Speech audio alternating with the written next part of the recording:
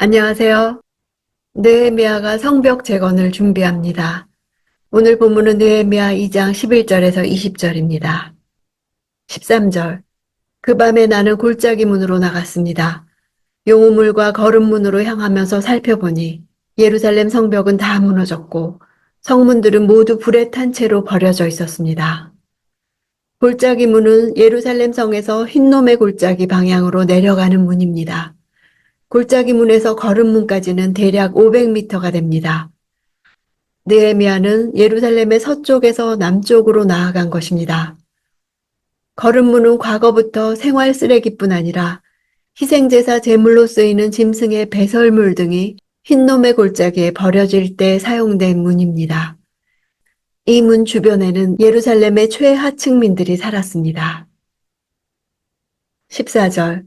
그러고는 샘문과 왕의 못을 향해 갔습니다. 그러나 너무 비좁아 말을 타고 지나갈 수조차 없었습니다. 왕의 못에서 물을 기르려는 사람들이 통과한 문을 샘문이라 불렀습니다.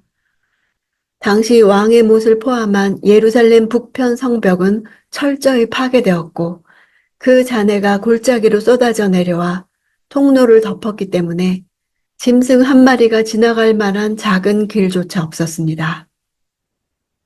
16절. 관리들은 내가 어디에 갔는지 무엇을 했는지 알지 못했습니다. 내가 유다 사람이나 제사장이나 귀족이나 관리나 그 일을 하게 될 다른 어떤 사람에게도 이것을 말하지 않았기 때문이었습니다. 관리들은 사법적 기능을 가진 지역 통치자입니다. 느헤미야는 대적자들이 바로 이 관리들과 내통하고 있었던 것을 알고 있었던 것으로 보입니다. 유다 사람은 포로에서 귀환한 사람들을 가리킵니다. 본래 유다 지파만을 가리키는 이 표현을 포로에서 귀환한 이스라엘 자손들 전체를 가리키는 데 사용한 것은 귀환자들 대다수가 유다 지파였기 때문입니다. 18절. 나는 또한 내 하나님의 은혜로운 손길이 내게 있는 것과 왕이 내게 말한 것을 그들에게 말해 주었습니다. 그들이 대답했습니다. 우리가 재건을 시작합시다. 이렇게 그들은 이 선한 일을 시작했습니다. 느헤미야는 성벽 재건의 역사를 시작하기에 앞서 이 일의 중심에 서게 될 자신이 어떻게 여기까지 오게 되었으며 그러한 과정 속에서 어떻게 하나님이 역사하셨는가를 백성들에게 분명하고도 확실하게 인지시키고 있는 것입니다. 그리하여 이제 시작하려고 하는 성벽 재건의 역사가 단순히 인간적인 계획이 아니라 전능하신 하나님의 계획과 도우심 가운데서 이루어지는 거룩한 사역임을 그들로 하여금 깨닫도록 했던 것입니다. 그리고 현실적으로 당면할 수 있는 산발락과 도비야 등 대적들의 방해로 인해 두려워할 필요가 없음을 주지시키기 위해 아닥사스다 왕의 전폭적인 지원 사실을 알려주었을 것입니다. 이처럼 느헤미야가 자신의 경험을 피력한 것은 어떠한 불가능 속에서도 하나님께서 함께 하신다면 이 모든 것을 극복할 수 있을 것이라는 사실을 느헤미야 자신이 굳게 확신하고 있었기 때문입니다. 그래서 하나님의 손이 자신을 도왔고 이제는 우리를 도우실 것이라고 선포하고 있는 것입니다. 당시 성벽 파괴로 인해 예루살렘으로 귀환한 포로 귀환민들이 당한 쓰라린 현실은 반드시 성벽을 세워야 한다는 당위성을 깨닫게 하는 것이었습니다. 이러한 당위성은 굳이 말하지 않아도 백성들 모두가 느끼는 것이었습니다. 그러나 하나님의 백성들에게 현실적 당위성보다 더 중요한 것은 하나님이 그들과 함께 하시느냐의 여부였습니다. 이에 느헤미야는 하나님의 손이란 생생한 표현을 사용하여 하나님이 이 일에 함께 하심을 그들로 확신케 했던 것입니다. 한글로 번역되지 않은 말이 있는데 원문으로는 그들 손으로 이 선한 일을 시작했다고 되어 있어서 느헤미야가 말한 하나님의 손과 백성들이 반응하여 그들의 손으로라고 대꾸를 이루고 있습니다. 19절. 그러나 호론 사람 산발락과 관리인 암몬 사람 도비야와 아라비아 사람 게셈이 이 말을 듣고 우리를 조롱하고 비웃었습니다. 그들이 말했습니다. 너희가 무슨 짓을 하려는 것이냐? 왕에게 반역이라도 할 참이냐? 산발랏은 사마리아 총독입니다. 사마리아는 유대 나라가 재건되면 당장 라이벌이 되는 강력한 군사력을 바탕으로 한 나라입니다. 그는 사마리아 총독으로 어떤 일이 있어도 예루살렘 성벽 재건을 막아야 했습니다.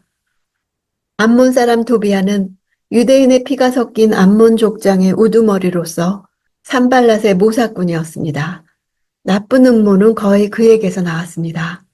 산발랏과 도비아 외에 아라비아 사람 게셈 같은 막강한 대적이 더해짐으로써 성벽 재건을 추진하고 이룩해야 할 일은 더욱더 강한 압박을 받았을 것이 분명합니다.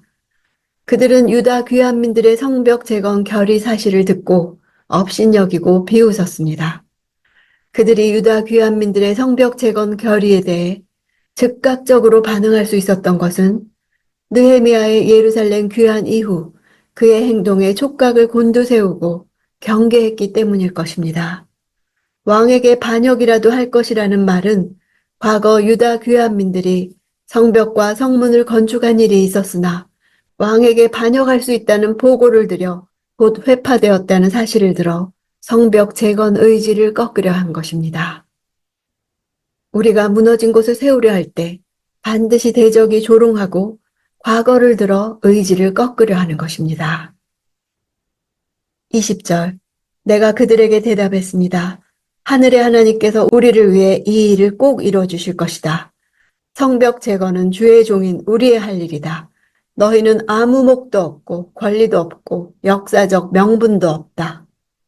대적의 무시와 조롱에 맞서는 것은 성벽 건축의 원동력이 자신들을 형통케 하시는 하나님께 있음을 선포하는 것입니다. 그들의 반대는 하나님의 뜻을 대적하는 것입니다. 몫이란 기업으로 하나님이 분배해 주신 땅을 말합니다. 권리는 법적 권리를 말합니다. 역사적 명분은 하나님이 허락하신 일이란 뜻입니다. 대적들의 공격으로 힘이 누수되어 아무 일도 못하는 것이 아니라 자신들이 행하는 일의 본질을 다시 확인했습니다. 이것이 바로 대적들의 공격을 무력화시키는 방법입니다. 느헤미야가 했던 말을 나의 사명에 대해 방해하는 악한 영에 대한 기도의 도구로 사용할 수 있습니다. 너는 아무 목도 없고 권리도 없고 명분도 없다라고 선포하는 것입니다. 우리에게도 무너진 곳이 있어 현실적으로 부딪히며 세워나가야 할 일들이 있습니다. 느헤미야는 백성들이 처한 상황을 직시하게 해주고 다시 수치를 당하지 않도록 무엇을 해야 하는지, 왜 해야 하는지 분명한 목표를 제시하며 하나님이 자신에게 행하신 은혜를 간증했습니다. 하나님이 느헤미야를 도우신 것과 같이 자신들도 도우실 것이 믿어져 모두 힘을 내어 일어났습니다. 신앙 공동체에서 무엇보다 중요한 것은 하나님께서 함께 하심에 대한 확신입니다.